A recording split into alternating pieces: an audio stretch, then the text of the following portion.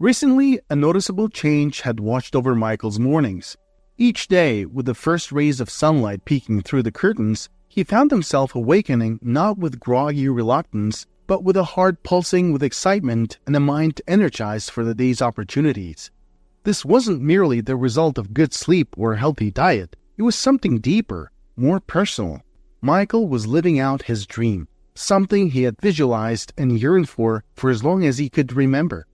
A month had passed since he embarked on an exciting new adventure, an adventure filled with passion and purpose. He had become the proud owner of a bustling restaurant.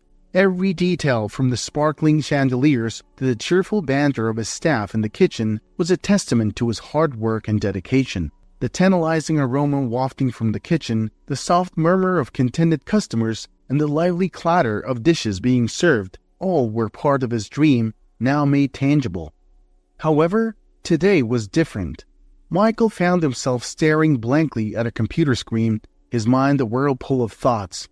Despite the buzzing excitement of his first months as a restaurant owner, something was causing a wrinkle in his otherwise smooth journey. It was something he hadn't initially thought he would have to worry about early on: security. Of course, Michael was not naive. He was aware that sometimes potential threats could come from within the organization. He knew that, unfortunately, it was a common occurrence for businesses to grapple with employee theft or misconduct. However, this was something Michael absolutely couldn't afford.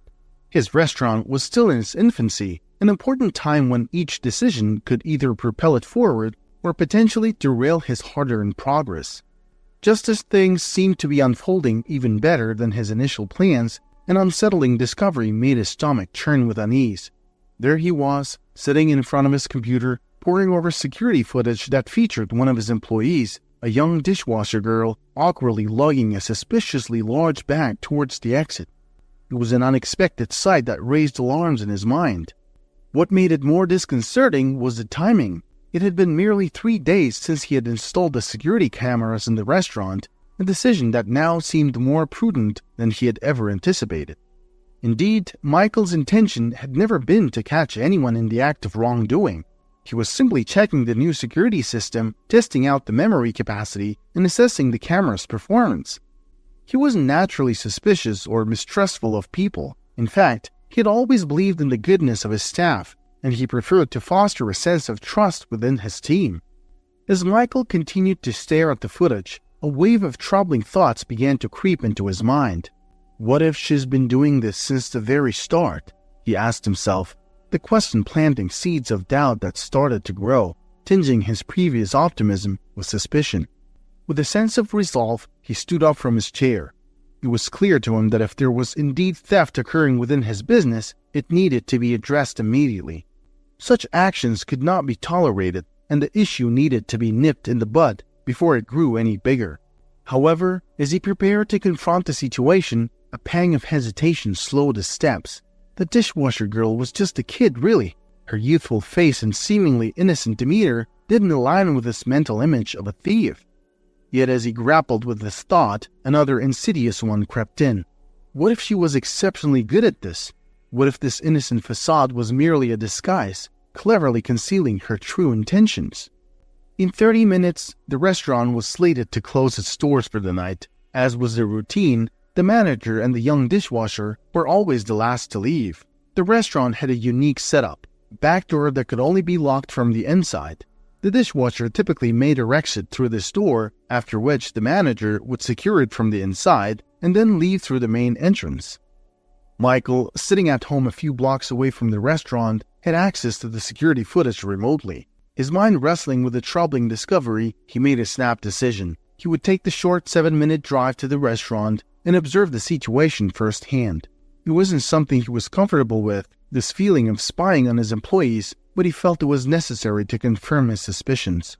He quickly slipped into his car and drove to a parking spot within sight of the restaurant. Nestled in the shadows, he waited with bated breath. Any minute now, the dishwasher girl would walk out the back door. In the back of the restaurant, Irene, the young dishwasher, carefully adjusted the little bonnet on a tiny head. "Look at you, cutie pie. You are a really good girl today. Hang in there, baby. Mommy will take you out soon," she whispered, her voice brimming with love and a touch of exhaustion. Ensuring that everything was perfect, Irene double-checked the contents of the bag.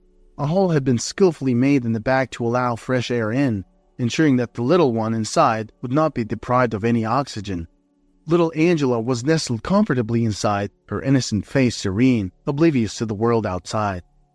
Having been fed just 20 minutes ago, Irene knew that Angela would soon drift off into a peaceful sleep. As a young single mother struggling to balance work and care for her infant, Irene had no choice but to bring Angela to her workplace. She had crafted this makeshift cradle, discreetly tucked inside a large bag, to ensure that Angela was safe and comfortable while she worked. Irene was well aware that her current arrangement was far from ideal and unsustainable in the long run. The risks were high, and the consequences could be severe if anyone were to discover her secret. It could potentially lead to her losing custody of Angela, a thought that filled her heart with a terror she couldn't bear to contemplate. But desperation had left her with little choice. As a single mother with limited support, she had to make do with what she had. The lack of affordable childcare and her precarious financial situation had driven her to make this drastic choice. Irene might have sidestepped this precarious situation if she had sought child support or pursued financial aid programs designed to help single parents. These could have possibly provided her with the resources she needed to ensure proper childcare for Angela, allowing her to focus on her work without worry. However, a singular incident in her past had made her abandon these options. A bitter experience had left her wary, and as a result, she had made the conscious decision to face her struggles alone. Driven to desperation, Irene had once attempted to apply for food stamps. She could still recall that day vividly. Standing in line outside the office where such applications were processed, she had been vulnerable and nervous. As she stood there, a couple strolling past caught her attention. Their conversation floated to her on the wind. "These people are draining taxpayer money." The judgment in their tone was as sharp as a knife, slicing through her hopes, leaving her feeling small and ashamed.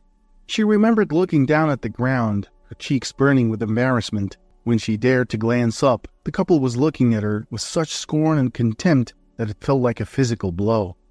As her turn to apply for the assistance neared, the couple's words echoed in her ears, each repetition growing louder and more venomous.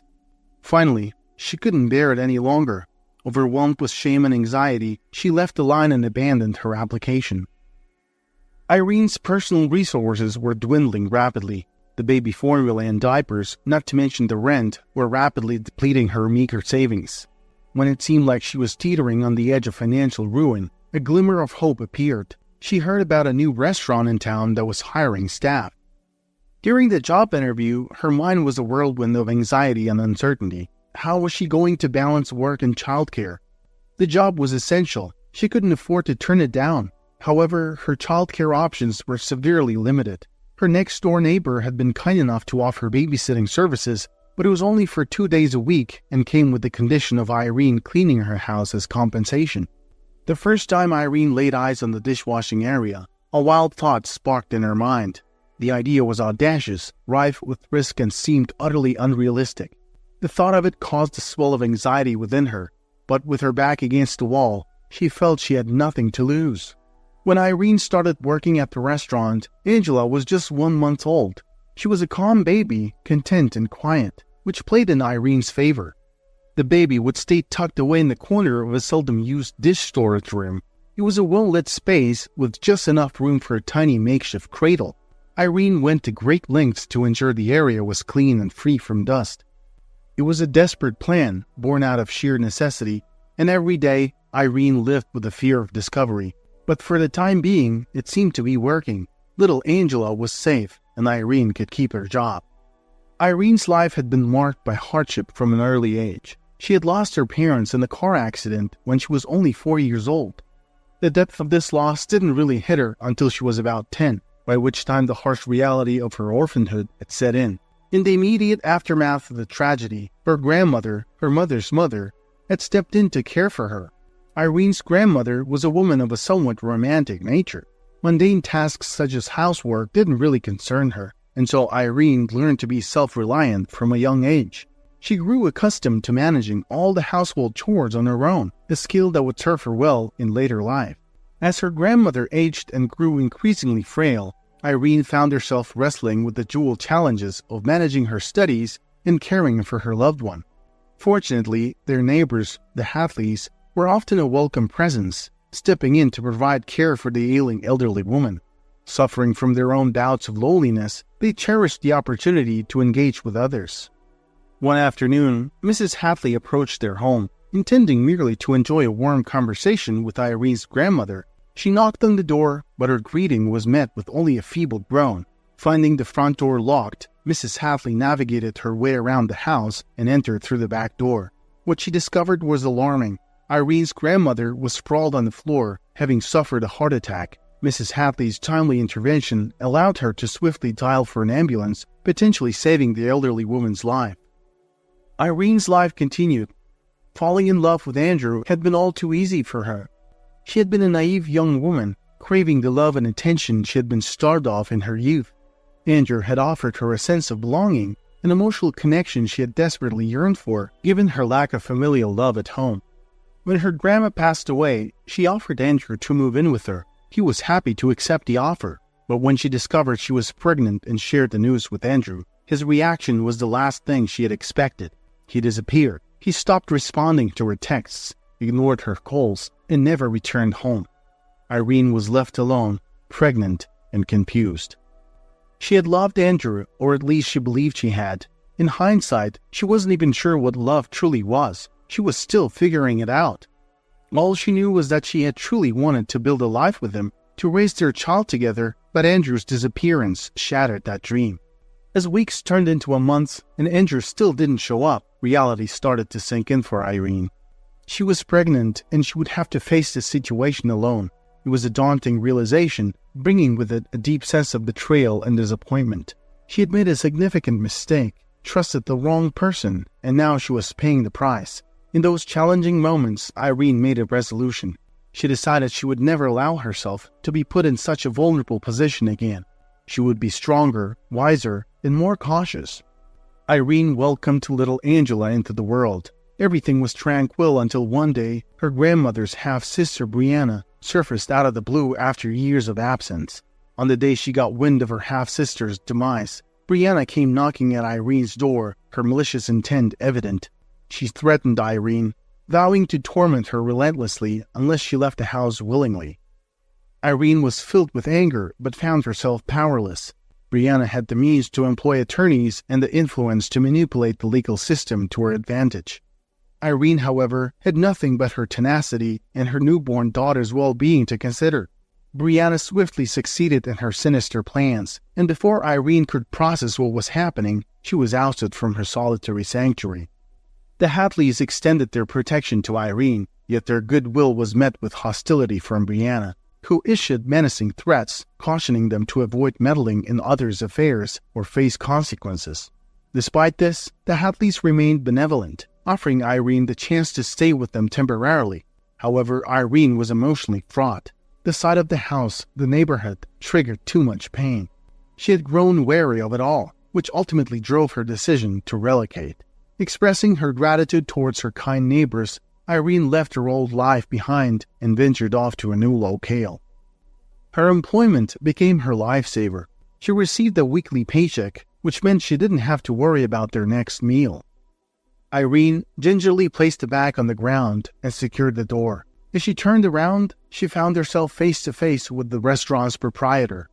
The unexpected encounter made her gasp, and Michael regarded her with a stern look. "What's in the bag? It seems unusually large," Michael questioned, his tone suggesting suspicion of theft. Irene shielded the bag with her body. "It's not what you're thinking, sir. I haven't stolen anything."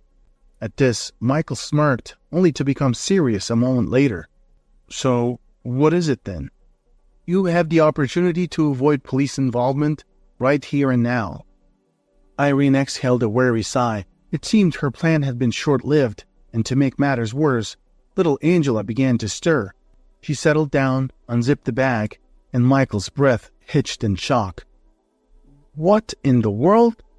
Is that your baby?" After a beat, he added, "Have you been bringing your baby to work?" Irene barely registered Michael's questions. She tenderly lifted the baby and cradled her in her arms. Michael looked the other way. He was clearly expecting something else entirely. "Aw, come on, man. I wish you were stealing instead," Michael lamented, looking at the little baby. "Why on earth were you bringing your baby to work? You could get me sued for that." Irene looked at Michael a bit frightened, and her eyes pleading. "I'm so sorry, sir. I just had no other choice." She waited a moment and continued. "Are you going to fire me?" What? No, I mean, I'm not certain yet. I'm not sure if that's..." Michael looked around, glancing at his wristwatch. "Listen, stand up. Do you need a lift home? Let's get out of here before people see us." "There's really no need. I live quite nearby, just a few blocks away." "All right, let me help you with your bag at least." Michael's suspicions collapsed utterly. He was completely taken aback by the revelation that Irene had been bringing her baby to work. The shock of realizing the extent of desperation that could lead someone to such measures, unable to afford even basic childcare, spoke volumes about Irene's predicament. They walked and soon approached the small mobile home. Michael wasn't really thinking of saying goodbye right away. He waited till she unlocked the door and walked in. Irene took the baby and looked at Michael silently. "Thank you, sir. Thank you so much." "Hey, can I get a glass of water, please?" Michael interrupted quickly. "Sure. Will tap water be okay? I don't have bottled water." "It's okay. I'll take whatever you got." Irene made her way to fetch the water, thoughts whirling in her mind. She pondered if Michael would allow her to retain her job and continue bringing Angela along. Yet she quickly dismissed the thought, presuming the likelihood of such an outcome to be rather slim. She returned, handing Michael a glass of water, and then went on to change Angela's diaper. Michael stood on the porch, sipping the water, his mind teeming with confusion. He sighed deeply, thinking back to the day he had hired Irene. She had described herself as a lone girl with no family. A sense of anger was slowly simmering within him. He berated himself for not being more thorough, for not identifying the problem before he offered her the job. He wasn't avaricious or heartless. He was simply dealing with too many responsibilities, and this was an issue he hadn't anticipated. Yet he realized he couldn't just turn a blind eye to Irene's plight. The situation evoked memories of Michael's own difficult childhood. Raised by alcoholic parents, he was removed from his home at the tender age of 13 and placed in foster care. He often found himself wondering about the trajectory his life would have taken had he not been taken from his parents. Sometimes he considered the possibility that he might have ended up mirroring their struggles. As Michael got older, he started harboring hate towards his biological parents for ruining his childhood because of their drinking problem. He didn't want to have anything with them. As he drained the last drops from the glass, the multitude of tasks awaiting him at the restaurant came flooding back to him. He had the urge to simply turn on his heel and leave. He felt certain that after the revelation, Irene probably wouldn't return to work anyway. He placed the glass on the porch and began to stride away. As Irene finished changing Angela's diaper, she emerged and saw Michael walking off. Irene considered reaching out to Michael, pleading for him to allow her to keep her job despite the circumstances, but as she thought about it, she realized that Michael had already done so much for her. Any other employer might have reprimanded her harshly or even levied fines for her actions. With a heavy heart, she walked back inside, collapsing onto the worn-out sofa. It felt like her world had come crashing down once more. A creeping sense of panic began to settle in, a familiar foe that she had grappled with many times before. Everything was back to square one. She needed to find a solution, and fast. Her mind whirred with thoughts as she tried to figure out what to do next. She needed to find someone reliable to care for Angela, because she couldn't risk bringing her to work anymore. The discovery of her secret had laid bare the risks involved, and she knew she couldn't afford to gamble with her baby's well-being. As Michael strolled through the mobile home park, he noticed an elderly lady eyeing him with a stern gaze. He attempted to break the tension with a friendly smile, but her expression remained unchanged. "Is that girl your girlfriend?" the lady called out from a distance. Taken aback, Michael responded, "Pardon me?" "I asked, are you dating that young lady?" she repeated, pointing towards Irene's home. "No, ma'am. I just helped her with her bag," Michael clarified, a hint of confusion in his voice. So you're a stranger to her," the lady noted, her gaze returning to her flower bed. "Just thought you should know. She's getting evicted if she doesn't pay her rent soon." Michael's stride slowed, and after a few steps, he halted altogether. He felt a sudden urge to know more, to understand Irene's situation better. He walked over to the lady, who was now engrossed in watering her flowers, and engaged her in conversation. The lady shared that Irene had moved in about 3 months ago. As a gesture of goodwill, she had offered Irene a slight discount on the rent, under the condition that she would pay every 2 weeks. That was their agreement, she explained. Michael bid the lady goodbye and returned home. He hoped to leave the day's events behind and get some sleep, but rest eluded him. As he tossed and turned in bed, his thoughts kept returning to Irene and her plight. Eventually, he gave up trying to sleep. He rose from his bed and found himself checking the security footage again. As he fast-forwarded to the end of the previous day's footage, he saw Irene exiting the restaurant carrying her baby in a small plastic bag. She waited outside for nearly 20 minutes, puzzling Michael with her actions. Finally, a man appeared, shabbily dressed and sporting a backpack. He took the plastic bag from Irene and stowed it in his backpack. After a brief hug, they parted ways. The following day, Michael drove to Irene's home, hoping to speak with her. However, the house was empty. He then decided to speak with her landlord again. The landlord informed Michael that Irene had come by the previous night, hinting that she might be moving out soon. "I told her I have bills to pay too, and if she wants to leave, she needs to clear her remaining rent," the landlord relayed. "How much does she owe you?" Michael asked.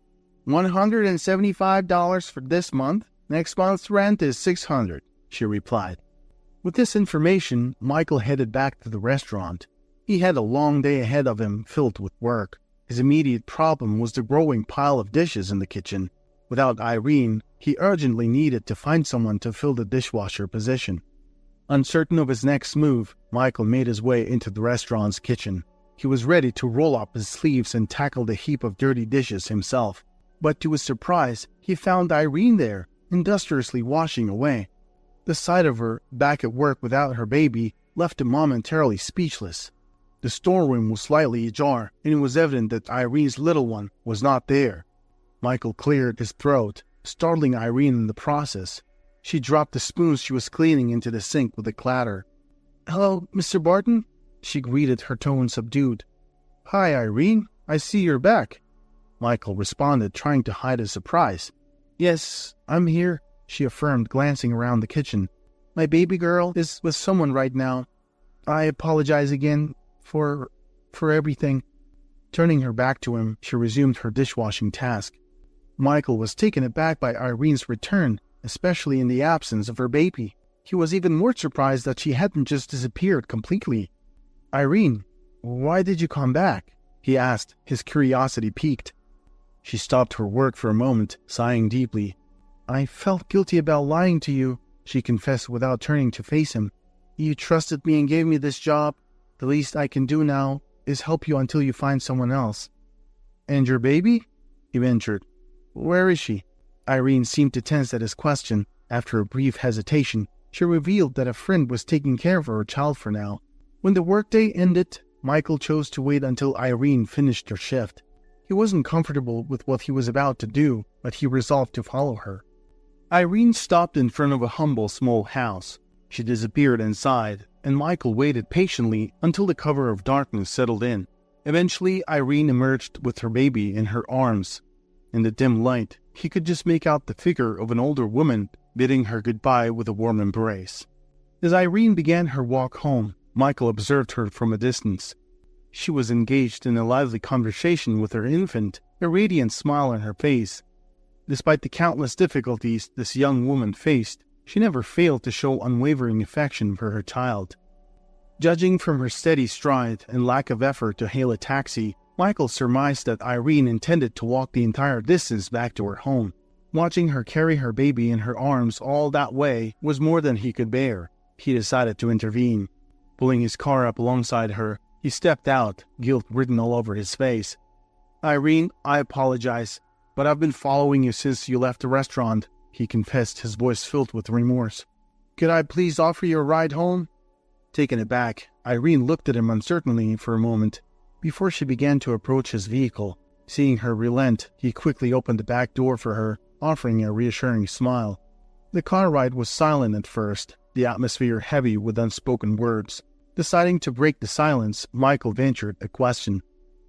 "How do you manage to hold everything together, Irene?" "What do you mean?" she asked, her voice soft. "I noticed you earlier smiling and showering your daughter with so much love," he explained. "Well," she began, her voice barely above a whisper, "I wasn't always like this. There were times when I considered giving her up." "And what stopped you?" Michael asked, intrigued by her honesty. "Some kind people," Irene responded simply. "The ones who babysat little Angela today?" Michael asked, to which Irene nodded in confirmation. "Listen, Irene," he began, his tone earnest. "You don't need to come to work if there is no one to take care of your baby. You don't owe me anything, okay?" When they arrived at Irene's home, Michael reached into his pocket and offered her a handful of cash. "It's not a lot," he confessed. "I've invested heavily in the restaurant, but please accept this." That night, as Michael returned to his own home, he felt an unusual tug at his heart. He struggled to convince himself that he wasn't developing feelings for Irene, that he wasn't falling for her. Yet a strange sense of nostalgia persisted, a feeling he couldn't quite put into words. As he had suggested, Irene didn't show up for work the next day. To fill the gap, Michael quickly found a replacement. One of the waiters managed to find an older woman who could step in for the time being. Life resumed its normal course. Michael found himself engrossed in managing the restaurant. With time, it seemed to him that he was gradually forgetting about Irene and was able to fully focus on his business again. He rationalized his past actions towards her, convincing himself that he hadn't treated her poorly and that he had even helped her financially. He wanted to believe that his actions hadn't worsened her situation in any way. The restaurant wasn't faring well. He had overestimated his resources, and money was draining away at an alarming rate. He kept hoping for an influx of customers, but to his disappointment, the restaurant remained quiet. Panicked, he started considering the grim possibility of having to close down if the situation didn't improve soon. Everything began to change a week later. One evening, a large family walked into the restaurant, requesting 4 tables be joined to accommodate their sizable party. Overjoyed, Michael promptly had his staff arrange the tables. The same evening, an unexpected surge of about 20 additional customers made their way to the restaurant. The following evening proved to be an overwhelming rush for the restaurant staff, but in the best possible way. Customers were streaming in non-stop. Within a span of 5 days, Michael's restaurant had managed to generate revenue equivalent to what he had spent to sustain it over the previous 2 months. He was utterly baffled by the sudden turn of events. Wanting to understand the reason behind the surprising influx of customers, he instructed his waitstaff to inquire about how they'd come to know about the restaurant. One of the customers said, "I was stopped at a traffic light and noticed a homeless man holding up a sign that read, 'If you want to help me, visit Michael's.' I might not have paid it much heed, but when I spotted another lady a few blocks away holding up the exact same sign, I got curious. I stopped to ask her about the sign, and all she said was, 'Ask Irene.'" Upon hearing this revelation from the waiter, Michael made an immediate beeline for Irene's house. As he pulled up, he noticed her sitting on the front porch, talking to her little baby. He exited his car and walked up to them. "Hello, Mr. Barton. What brings you here?" Irene was visibly surprised to see him standing before her house. "I'm not quite sure, Irene. Maybe you can help me understand," he responded. "My restaurant has been packed with customers lately, and I thought you might have an explanation." Irene looked taken aback and confessed she had no idea what he was talking about. "There are people advertising my restaurant all around town," he revealed. Suddenly, the pieces fell into place for Irene. She remembered how, when she'd first started working at the restaurant, she'd encountered a homeless man named James not far away. Feeling empathy for him, but lacking the funds to help, she'd offered him leftover food from the restaurant. She didn't want the food to go to waste, and James didn't mind as long as it came from a good heart. It all clicked for Michael too. He remembered seeing Irene interact with someone on the surveillance footage. From then on, Irene had begun to share the restaurant's leftovers with James regularly, who would then distribute them among his fellow street dwellers. When Irene stopped coming to work, she had realized James and his friends would be left waiting for the usual food. She had then made an effort to cook whatever she could at home and deliver a final meal to James. When she informed him that she wouldn't be able to continue bringing food, he'd expressed his gratitude and asked if there was anything he could do for her in return. She had simply requested him to pray for Michael's business. As it turned out, James had rallied all his friends and come up with the idea to promote Michael's restaurant around town. Michael found himself at a loss for words. He felt a twinge of regret for letting Irene go earlier. He stood there in silence, mulling over an unconventional idea. After a moment, he broke the silence. "You know what? I want you back at the restaurant, but not as a dishwasher." He proposed that they organize a charity dinner every Friday for the needy and homeless. Given that his business was still small, he could only accommodate a limited number of guests for these free meals, and Irene would be in charge of managing these events. 3 months down the line, Michael was celebrating the opening of a second restaurant branch. He now had a veritable brigade of homeless people who turned up every Friday for their free meals and in return helped spread the word about his restaurant throughout the town. Meanwhile, Michael found himself increasingly drawn to Irene. He also found joy in spending more and more time with little Angela. After a few months, he summoned up the courage to ask Irene to move in with him. Given her past experiences, Irene was cautious. She appreciated Michael's attentiveness, but her previous relationships made her hesitant about taking such a big step. There was an elderly couple, the Hatleys, who had often provided support to Irene after her grandmother's passing. For Irene, they were the only ones she trusted enough to seek advice from, so she arranged a dinner at her place, inviting Michael and the Hadleys. Arriving at Irene's house with a bouquet of flowers, Michael greeted her and took a seat at the table.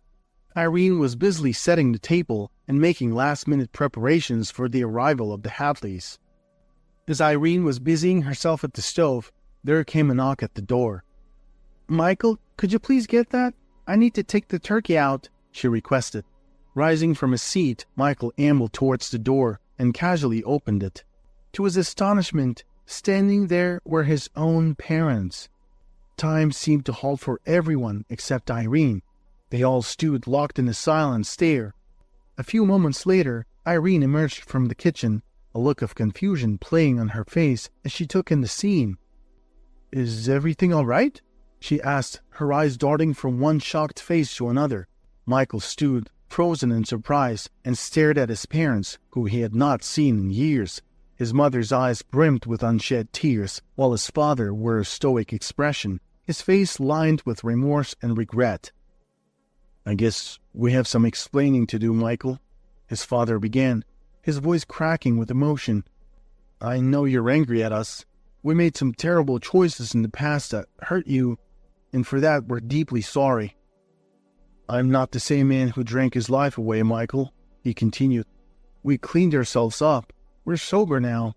In the last few years, we've been trying to pay back our debts to society, helping out people who are in need like Irene." Irene watched the unfolding scene in a state of shock, her hands fumbling with the dish towel she'd been holding. Michael, the kind-hearted man she'd come to know and care for, had been the missing link in the Hatleys' life, and the Hatleys, the elderly couple she considered as her own family, were actually Michael's estranged parents. Michael's mother stepped forward, her voice trembling. "We understand if you're still angry, Michael, but we wanted to make amends. We didn't expect to find you here, but now that we have, we'd like to try to be a family again if you'd let us." The room was heavy with emotion. Michael swallowed hard, feeling a lump in his throat. His mind was whirling with a mixture of emotions. He looked at Irene, then at Angela, and finally back at his parents. "You don't get to walk back into my life just because you've turned yours around," Michael said, his voice barely above a whisper. But then he sighed. "However, you've done good by Irene and her daughter. And if they trust you, I guess I can give you another chance." She smiled at Michael and the Hatleys, and it was a radiant smile, a smile of love, gratitude, and hope. I can't believe it," she managed to say through her tears. "You're all a family, and we're a part of it. This is more than I could ever wished for." The relief that flooded his mother's face was immeasurable. She reached out to hold her son, who after a moment's hesitation stepped into her arms. As the night deepened, the newfound family shared stories of the years they had missed, forging bonds and healing old wounds. Michael and his parents slowly rebuilt their relationship, and Irene found a home for herself and Angela and the family. And so, a new chapter began for all of them, one filled with hope, forgiveness, and family.